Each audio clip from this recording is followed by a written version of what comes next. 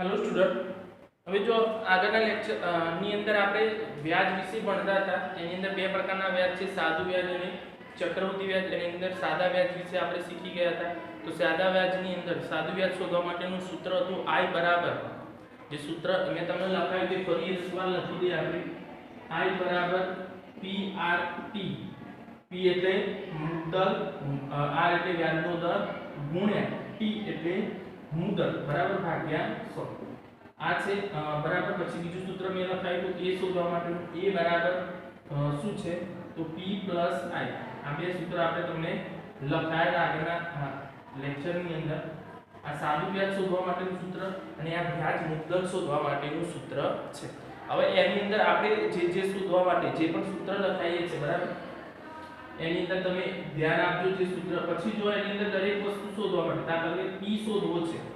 P એટલે આપણે શું શોધવું છે તો P એટલે મુદ્દલ આપણે આપેલી ના હોય તેનું સૂત્ર શું છે તો 100I છેદમાં RT। આ સૂત્ર છે P શોધવા માટેનું।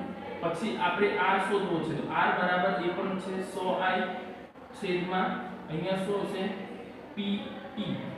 અને બીજું સૂત્ર આપણે એનું T શોધવો છે, એમાં પણ સૂત્ર છે 100I છેદમાં PR। આ બધા સૂત્રોનો ઉપયોગ આપણે અલગ અલગ સૂત્રોનો ઉપયોગ કરી શકાય છે। તો આ સૂત્રો તમારે યાદ રાખવાના છે, જેટલા પણ સૂત્રો 5 વખત લખવાના ફરજિયાત છે। એની અંદર જે પણ મેં સૂત્રો લખાયા છે બરાબર, એ સૂત્રો તમારે 5 વખત લખવાના છે।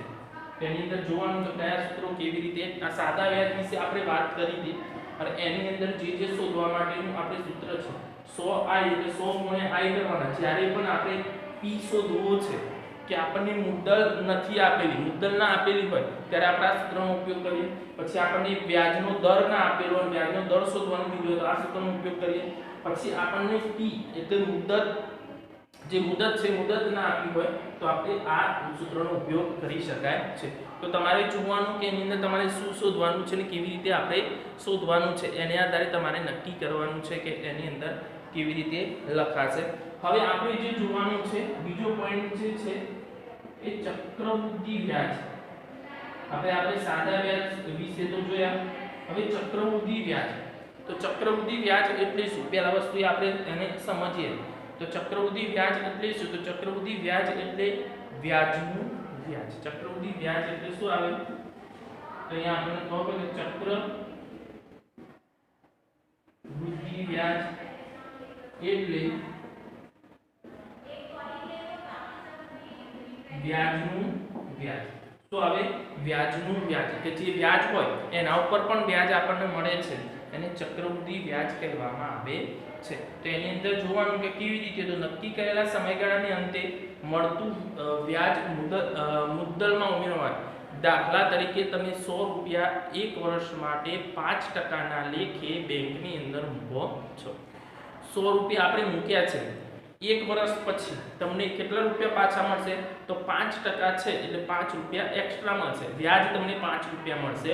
તો 5 રૂપિયા જે વ્યાજ છે બરાબર એ આપણી મુદ્દલ છે એમાં ઉમેરી દે તો આપણે આ સૂત્રનો ઉપયોગ કરીએ 100 પ્લસ I એટલે વ્યાજ। તો વ્યાજની અંદર આપણે એની અંદર લખી શકીએ કે કેવી રીતે મળે છે તો એ વ્યાજ આપણને એ રીતે મળે। તો એ વ્યાજને ઉપર આપણે 5 રૂપિયા આપણને મળી ગયા, તો હવે આપણે એક વર્ષ પછી આપણને 105 રૂપિયા મળશે।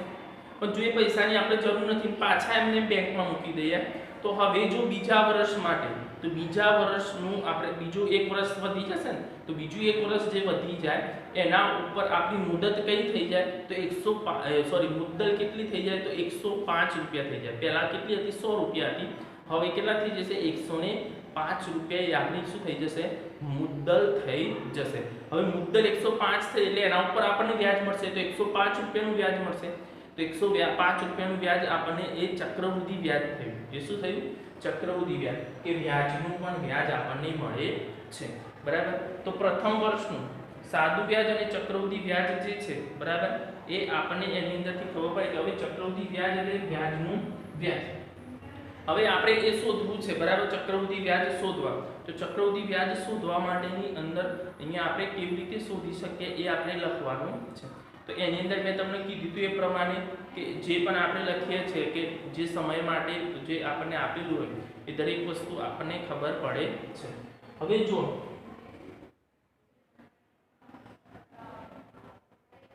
આપણે આ જે સમય માટે લખ્યું છે, સમય ત્રણ પ્રકારે હોય. કેવી રીતે હોય? દિવસમાં હોય, માસમાં અને વર્ષમાં. આ ત્રણ પ્રકારનો સમય જો દિવસમાં હોય, જો સમય આપણને દિવસની અંદર આપ્યો છે, શામાં આપ્યો છે? દિવસની અંદર આપ્યો હોય તો ભાગ્યા 365 કરવા પડે. માસમાં આપ્યો હોય તો ભાગ્યા 12 કરવા પડે. વર્ષમાં આપ્યો હોય તો કંઈ કરવાનું છે નહીં. તો આ વસ્તુ યાદ રાખજો તમે. તો એની અંદર તો આપણને સમય કેવી રીતે આપેલો છે? જો દિવસમાં આપ્યો હોય તો સૂત્રની અંદર ભાગ્યા 360 કરવા પડે. માસમાં આપ્યો હોય, ખબર છે આપણે એક વર્ષ એટલે 12 માસ થાય તો ભાગ્યા 12 કરવા પડશે. વર્ષની અંદર આપ્યો તો તમારે એને કંઈ કરવાની જરૂર છે નહીં. તો આ પણ પોઈન્ટ એક યાદ રાખજો કે જ્યારે પણ આપણને દિવસની અંદર સમય આપ્યો છે, જે સમય શોધવો છે, તો એ જોવાનું કે આપણે દિવસની અંદર આપ્યો, જ્યારે પણ આપણે આપેલો હોય તો દિવસની અંદર આપ્યો તો ભાગ્યા 360 રકમ સૂત્રની અંદર જ મૂકવાનો. માસમાં આપ્યો તો ભાગ્યા 12 મૂકવાનો છે. હવે જુઓ તો ચક્રવૃદ્ધિ વ્યાજ. ચક્રવૃદ્ધિ વ્યાજની ગણતરી બે રીતે થાય. બેંકની અંદર જો કે ગમે તે કોઈ જગ્યાએ જાઓ તો વ્યાજની ગણતરી જે છે એ ગણતરી આપણે બે રીતે થાય છે. તો પહેલા આપણે એની અંદર લખી દઈએ તો પહેલા વર્ષ માટે સાદું વ્યાજ અને ચક્રવૃદ્ધિ વ્યાજ કેવું હોય છે? વ્યાજ સરખું હોય છે. તો પહેલા વર્ષ માટે તમે ચક્રવૃદ્ધિ વ્યાજ લો કે સાદા વ્યાજ લો, બંનેનું વ્યાજ તો કેવું મળે? સરખું મળે છે. તો એનામાંથી આપણને કહ્યું તો સામાન્ય રીતે વ્યાજ 6 માસ અને 1 વર્ષના સમયગાળાની અંદર મુદ્દલમાં ઉમેરવામાં આવે છે. તો આપણે જો તમે એની અંદર મુકે પોસ્ટ ઓફિસની તો સામાન્ય રીતે વ્યાજની ગણતરી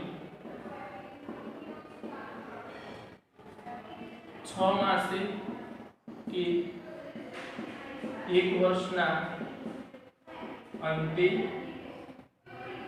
કરવામાં આવે છે. બરાબર? તો સામાન્ય રીતે કોઈ જગ્યાએ 6 માસે કરવામાં આવે તો કોઈ જગ્યાએ 1 વર્ષે વ્યાજની ગણતરી કરવામાં આવે છે. તો જો તો એની અંદરથી આપણે પ્રથમ સમયગાળા સિવાય ચક્રવૃદ્ધિ વ્યાજ એ સાદા વ્યાજ કરતા વધારે હોય તો રાષ્ટ્રીયકૃત બેંકમાં બચત ખાતામાં દર 6 માસની મુદતની અંતે વ્યાજ ગણીને મુદ્દલ ઉમેરવામાં આવે છે. બરાબર? પોસ્ટ ઓફિસમાં બચત ખાતામાં દર વર્ષના અંતે વ્યાજ ગણતરી કરવામાં આવે છે. તો રાષ્ટ્રીયકૃત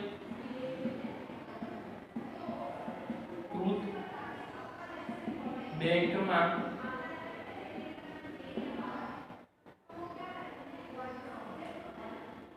વ્યાજની ગણતરી કેટલા? 6 માસે અને પોસ્ટ ઓફિસમાં 1 વર્ષે કરવામાં આવે છે. પછી પહેલા વર્ષ સિવાયના, બરાબર? તો પહેલું વર્ષ છે એ પહેલા વર્ષ પ્રથમ વર્ષ સિવાયના પ્રથમ પહેલા સમયગાળા, બરાબર? અથવા પ્રથમ જે આપણને આપ્યું છે પ્રથમ સમયગાળા સિવાય ચક્રવૃદ્ધિ વ્યાજ એ પ્રથમ સમયગાળા સિવાય, બરાબર? પ્રથમ સમયગાળા સિવાય ચક્રવૃદ્ધિ વ્યાજ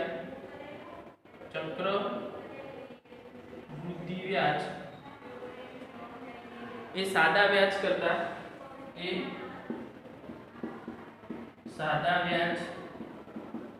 કેવું હોય છે?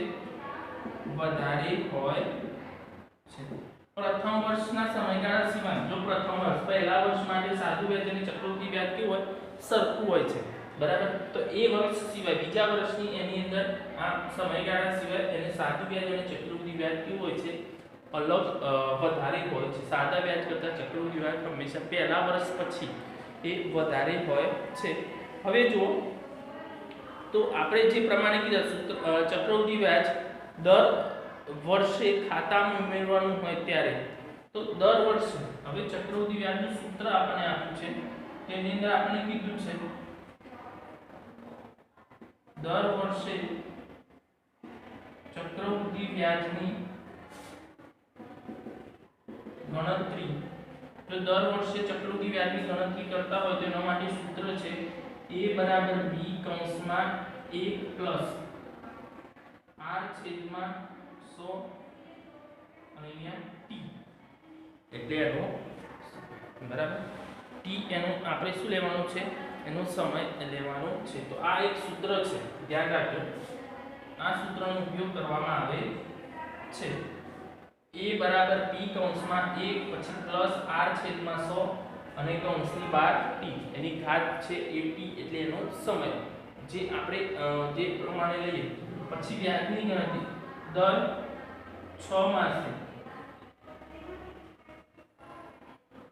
ચક્રવૃદ્ધિ વ્યાજની ગણતરી તો 6 માસે કરવામાં આવે ત્યારે એની અંદર થોડું સૂત્રની અંદર ફેરફાર આવે છે p કૌંસમાં 1 પ્લસ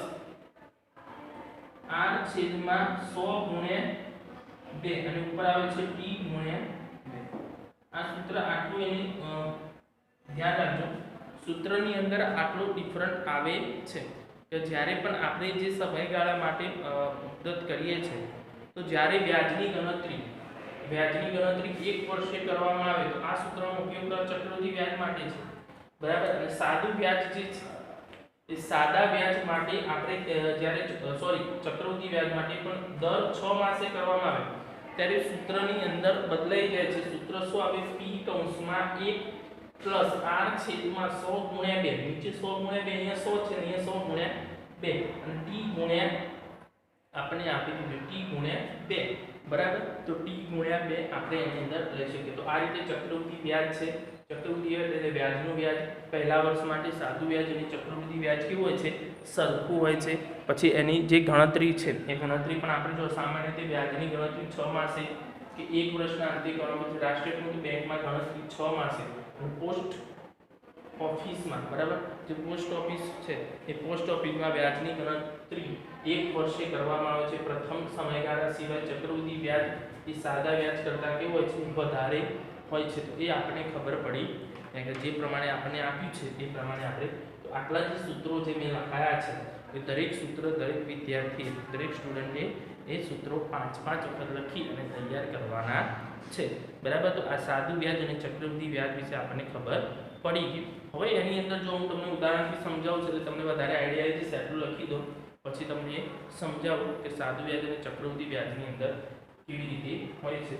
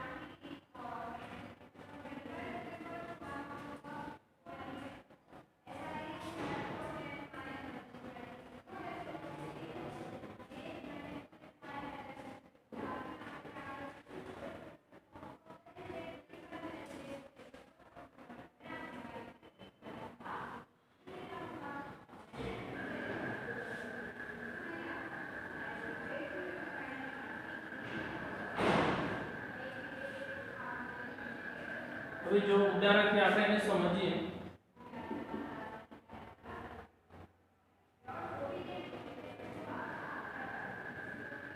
₹1500 નું 2% લેખે 2 વર્ષનું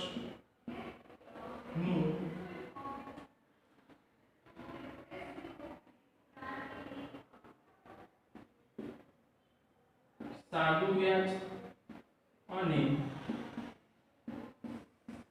ચક્રવૃદ્ધિ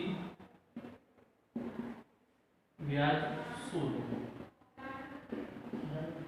તો ઉદાહરણ આપણે લખ્યું ₹1500 નું 2% લેખે 2 વર્ષનું સાદું વ્યાજ અને ચક્રવૃદ્ધિ વ્યાજ શોધો. બરાબર. હવે આ રકમનું આપણે સાદું વ્યાજ અને ચક્રવૃદ્ધિ વ્યાજ શોધવું છે. તો એ પહેલા આપણે જે શોધીએ છીએ પહેલા આપણે અહીંયા લખી દઈએ.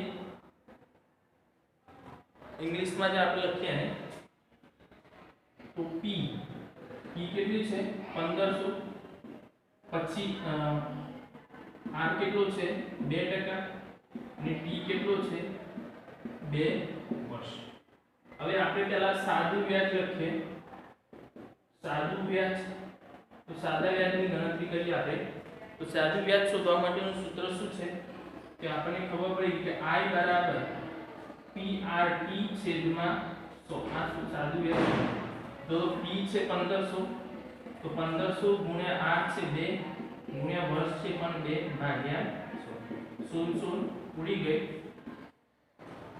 15 × 30 = 60. તો કેટલું વ્યાજ મળશે? 60 રૂપિયાનું વ્યાજ. સાદું વ્યાજ આપણને જે છે તે 60 રૂપિયા એનું મળશે આપણને. હવે જો 60 રૂપિયા વ્યાજ મળે, જો આપણે વ્યાજ મુદ્દલ એનું શોધવું હોય, આની અંદર નથી કીધું પણ જો વ્યાજ મુદ્દલ શોધવું હોય તો a બરાબર e પ્લસ i આપણે લખવું પડે. તો p કેટલો છે 1500 પ્લસ વ્યાજ એનું 60 બરાબર કેટલા થાય 1560. બરાબર. એક આ રીતે પણ આપણે જો વ્યાજ મુદ્દલ આપણે શોધવાનું કીધું હોય તો આ રીતે આપણે શોધી શકીએ. પછી ચક્રવૃદ્ધિ વ્યાજ. ચક્રવૃદ્ધિ વ્યાજ તો ચક્રવૃદ્ધિ વ્યાજ આપણે શોધવાનું છે. તો આની અંદર ધ્યાન રાખો, ચક્રવૃદ્ધિ વ્યાજના બે સૂત્રો છે, 6 માસે અને વર્ષે. આમાં કઈ આપણી સૂચના લખેલી નથી કે વર્ષે લખવું કે 6 માસે. તો આપણે વર્ષે શોધી દેવાનું. જો 6 માસે હશે તો તમને અહીંયા પાછળ કૌંસમાં લખીને આપ્યું છે કે વ્યાજની ગણતરી 6 માસે કરો. તો જો ચક્રવૃદ્ધિ વ્યાજ એવું લખ્યું કે ચક્રવૃદ્ધિ વ્યાજની ગણતરી 6 માસે કરો, તો 6 માસે કરવાની કીધી હોય આપણે, તો આ તમારે એની 6 માસ વાળું સૂત્રનો ઉપયોગ કરવાનો. આની અંદર આપણે કંઈ કીધું નથી એટલે આપણે કોઈ એને ડાયરેક્ટ આપણે જે વર્ષે છે તો a બરાબર p કૌંસમાં 1 પ્લસ r છેદમાં 100 કૌંસની બહાર t. p છે તો p કેટલો છે 1500 કૌંસમાં 1 પ્લસ r કેટલો છે 2 છેદમાં 100 અને t કેટલો છે 2. હવે જો 1500 પછી આની કૌંસની અંદર જો આનો આપણે મિશ્ર અપૂર્ણાંક થયો ને ત્યારે આપણે અશુદ્ધમાં ફેરવો તો 100 × 100 અને તો 102 થશે. છેદમાં કેટલા થશે 100 ઉપર 2. હવે જો 1500 હવે આની અંદર આપણે શું કરીએ તો ગુણાકાર. તો ઉપર 2 ઘાત છે એટલે 2 વખત થશે 102 ગુણ્યા 102 થશે. છેદમાં 100 ગુણ્યા 100 થશે. 1 2 1 અને 2 શૂન્ય નીકળી ગઈ. હવે આપણે જો આનો ભાગાકાર થાય 2 વડે આનો જો તો ધ્યાન રાખો તો 102 છે તો 51 થશે અને અહીંયા 50 થશે, પણ આપણે ભાગાકાર કરતા નથી, બંનેનો ગુણાકાર કરી દઈએ. બરાબર. તો બંનેનો ગુણાકાર આપણે કરીએ 102 ગુણ્યા 102 કરીએ આપણે 102 ગુણ્યા 102 તો 3 પોઈન્ટ એટલે 0 2 × 2 0 અને 1. પછી આ 0 નું તો આપણે ગણતરી કરીએ 2 દુ 4 અહીંયા 0 અને 2 × 2 4 0 4 1 0 અને 1. તો 10000 આપણને જવાબ મળ્યો 10404. એને પાછું કેટલા વડે તો અહીંયા 15 આપ્યા છે તો 15 વડે ગુણાકાર કરીએ આપણે તો 0 4 0 4 1 0 5 4 20 2 5 4 20 2 અને 5 એકા 5. આનો સરવાળો આપણે કરી દઈએ તો 4 અહીંયા શું આવશે 0 6 0 6 5 ભાગ્યા જો તો કેટલા આયા 1,56,060 એમાં ભાગ્યા કેટલા કરવાના છે આપણે આ ભાગ્યા 100 છે 0 નીકળી ગઈ બરાબર એક એક શૂન્ય નીકળી ગયા હવે એક અંકે પોઈન્ટ આપણે આવશે તો કેટલા આયા 1560.6 બરાબર તો 1560.6 આપણને જો વ્યાજ મુદ્દલ મળ્યું કેટલું મળ્યું વ્યાજ મુદ્દલ એનું ચક્રવૃદ્ધિ વ્યાજ અલગ હોય તો અહીંયા લખવાનું આપણે ચક્રવૃદ્ધિ વ્યાજ બરાબર તો ચક્રવૃદ્ધિ વ્યાજ બરાબર a - p તો a કેટલો છે તો a આવ્યો આપણને 1560.60 બરાબર માઈનસ કેટલા છે p એટલે 1500 બરાબર કેટલા આવશે 60.6 તો જો આનું જે વ્યાજ છે ચક્રવૃદ્ધિ વ્યાજ એ 60.6 આવ્યું આનું વ્યાજ 60 રૂપિયા અને વ્યાજ મુદ્દલ છે 1560 આનું છે 1560.6 બરાબર તો એની જે આપણને આપેલું છે એની અંદર આપણે જોઈએ એટલે આપણને તરત જ ખબર પડી જશે કે એનું વ્યાજ કેવી રીતે અને આપણને આપેલું છે તો એની અંદર જો ચક્રવૃદ્ધિ વ્યાજ અને સાદા વ્યાજની અંદર જે પ્રમાણે આપણે લખીએ છીએ એની અંદર જોવાનું એનું વ્યાજ કેવી રીતે આપણે ઉમેરવાનું છે અને કેવી રીતે આપણને આપેલું છે જો ચક્રવૃદ્ધિ વ્યાજ હંમેશા સાદા વ્યાજ કરતાં કેવું થાય વધારે 2 વર્ષ માટે છે માટે વધારે 1 વર્ષ માટે હોય તો વધારે થાય નહીં 2 વર્ષ માટે છે માટે આપણે એનું વ્યાજ વધારે એટલે કેટલું થયું વધારે તો અહીંયા આપણને 60 જે આપણને આપ્યા હતા એનાથી થોડું એનું વધારે થશે કે જે આપણને આપેલું છે એની અંદરથી આપણને ખબર પડી જાય કે એનું જે આપણને આપેલા હોય એનાથી કેટલું વધારે થાય છે અને કેવી રીતે આપણને આપેલું છે તો એ પ્રમાણે આપણે એની અંદર જોઈએ તો એ વ્યાજનો આપણને ખ્યાલ આવે કે કેટલો થાય છે અને કેવી રીતે આપણને આપેલું છે તો એ પરથી તમને ખબર પડે તો આ રીતે આપણે સાદું વ્યાજ અને ચક્રવૃદ્ધિ વ્યાજ ઉદાહરણથી સમજ્યા કે સાદું વ્યાજ કેવી રીતે શોધાય તો આની અંદર ચક્રવૃદ્ધિ વ્યાજની અંદર જે જવાબ મળે એ મળે એ એટલે એમાઉન્ટ મળે એમાઉન્ટ એટલે ચક્રવૃદ્ધિ વ્યાજ આપણે કરવું હોય તેને શોધવું અલગ કરવું પડે e - p કરવો પડે આપણે એવું કીધું હોય ચક્રવૃદ્ધિ વ્યાજ શોધો તો આપણે આ રીતે અલગ કરવું પડે આપણે એવું કીધું હોય કે કુલ કેટલી રકમ થાય બરાબર કે કુલ કેટલા રૂપિયા ચૂકવવા પડે એવું કીધું હોય તો આપણે આને કરવાની કોઈ જરૂર આ આપણને ચાલશે જ્યારે આની અંદર આપણને ડાયરેક્ટ વ્યાજ મળે છે અને પછી આપણે વ્યાજ મુદ્દલ એ પછી કરીએ છીએ જ્યારે અહીંયા પહેલા મળે છે પછી વ્યાજ આપણે કરીએ છીએ તો આ બંનેની અંદર આ વસ્તુ દાખલાના પોઈન્ટ એના યાદ રાખવાના કે કેવી રીતે આપણે શોધવાનું છે કેવી રીતે આપણને આપેલું છે બરાબર તો આ પોઈન્ટ તમે યાદ રાખજો જે બાકીનું છે એ બાકીનું આપણે જે હવે સ્વાધ્યાય 8.3 છે એ નેક્સ્ટ લેક્ચરની અંદર આજે જે સૂત્ર આપણે લખાયા છે એ દરેક સૂત્રનો વ્યવસ્થિત રીતે ઉપયોગ કરવાનો છે અને ઉપયોગ કરી અને આપણે એને શીખીશું કે કેવી રીતે કરી શકાય છે તો આટલા સુધી જે પણ મેં સૂત્રો લખાયા છે એ બધા જ સૂત્રો દરેક વિદ્યાર્થીએ 5 વખત લખવાના છે 5 વખત લખવા ફરજિયાત છે તેને લખી દેવાના